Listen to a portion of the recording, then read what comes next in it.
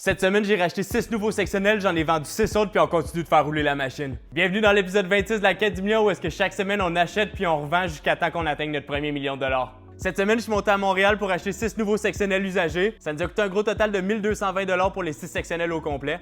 Après ça, cette semaine, on a aussi un gros 2600 $ pour notre loyer ici à Gatineau. On a aussi calculé un gros 250 $ pour le gaz puis l'usure du camion qu'on met chaque semaine. Finalement, cette semaine, on a un gros 800 $ de labor pour payer notre staff. Incluant les actifs qu'on a achetés cette semaine, ça nous fait un gros 4870 $ de dépenses pour la semaine.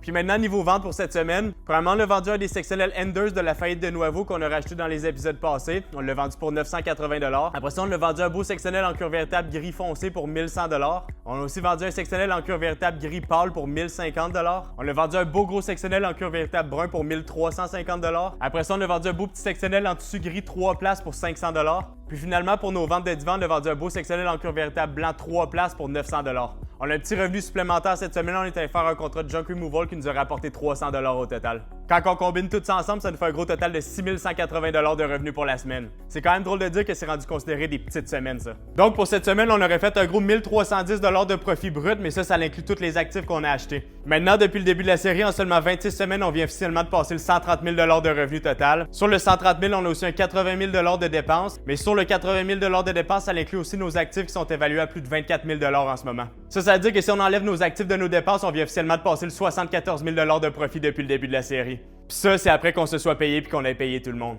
Si jamais c'est quelque chose qui t'intéresse de voir combien de temps ça prend pour atteindre 1 million de $ sans investisseur, sans pause puis seulement en grindant, je te conseille de t'abonner. C'est déjà tout pour l'épisode 26 de la quête du million. On va se voir la semaine prochaine pour l'épisode 27. À bientôt.